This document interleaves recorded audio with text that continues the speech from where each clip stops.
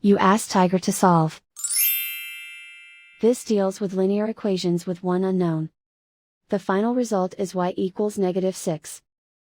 Let's solve it step by step. Simplify the expression. Expand the parentheses. Simplify the arithmetic. Multiply the coefficients.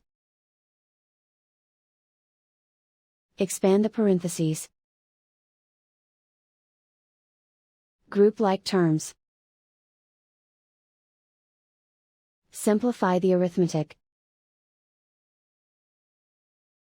Group all constants on the right side of the equation. Subtract 30 from both sides.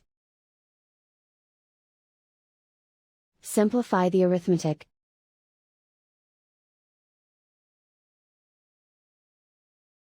Isolate the y. Divide both sides by 5. Simplify the fraction. Find the greatest common factor of the numerator and denominator.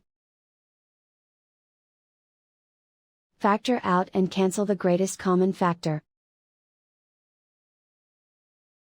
And so the final result is y equals -6.